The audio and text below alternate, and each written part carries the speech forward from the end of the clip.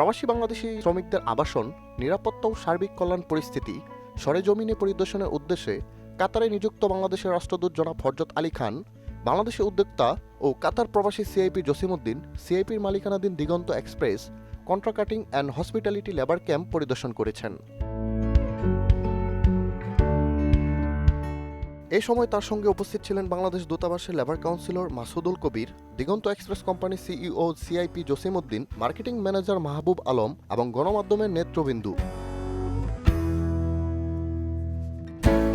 পরিদর্শনকালে রাষ্ট্রদূত ফরজত আলী খান ক্যাম্পের বিভিন্ন ব্লক ঘুরে দেখেন। তিনি সেখানে অবস্থানরত বাংলাদেশি শ্রমিকদের সঙ্গে কথা বলেন, তাদের কাজের পরিবেশ, আবাসন সুবিধা ও খাবারের মান সম্পর্কে খোঁজ খবর নেন। এত পরিচ্ছন্ন একটা লেবার ক্যাম্প, আমি অনেক লেবার ক্যাম্প গিয়েছি, এটা দেখে আমার খুবই ভালো লাগলো যে শুধু আমাদের দেশের নয়, অন্যান্য দেশের মানুষজন এখানে বসবাস করে, তারা দূর দেশ থেকে, বিভিন্ন দেশ থেকে, বিশেষত আমাদের সাউথ এশিয়ান কান্ট্রি, এবং এর মধ্যে তারা এমন একটা চমৎকার পরিবেশে থাকতে পারে, এটা ব্যক্তিগতভাবে আমি নিজেও, আমার নিজেরও একটি পরিবার আছে, নিশ্চয়ই তারা যখন ভিডিও কলে দেখে তাদের পরিবারও নিশ্চয়ই সন্তুষ্টি প্রকাশ করে থাকে যে একটা সুন্দর পরিবেশে থাকে।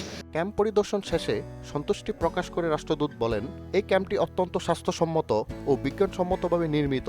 বিদেশের মাটিতে বাংলাদেশিদের জন্য এমন মানসম্পন্ন ক্যাম্প দেখে একজন রাষ্ট্রদূত হিসেবে আমি সত্যি গর্ব অনুভব করি। কাতারের সমস্ত নিয়মকানুন মেনে তার স্থানীয় সরকার, লেবার ল, অন্যান্য স্বাস্থ্যসম্পন্ন আইন, তারপরে ইন্টারনাল যে ইন্টেরিয়ার গভর্নমেন্ট, যেটা হোম মিনিস্ট্রি, যে সমস্ত নিয়ম কানুন মেনে কমপ্লাই করে ওনারা যে ধরনের ব্যবস্থা গ্রহণ করছেন, এটি অবশ্যই প্রশংসার দাবিদার। এদিকে Diganta express company CEO CIP Jasimuddin বলেন, মাননীয় রাষ্ট্রদূত স্যার, আমাদের ক্যাম্প পরিদর্শনের আশায় আমরা কৃতজ্ঞ। রাষ্ট্রদূত স্যারের প্রশংসা আমাদের জন্য বড় প্রাপ্তি।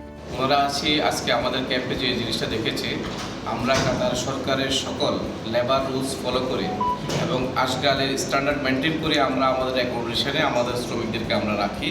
হৃদয় ইসলাম রোমান, মোহনা ডিজিটাল।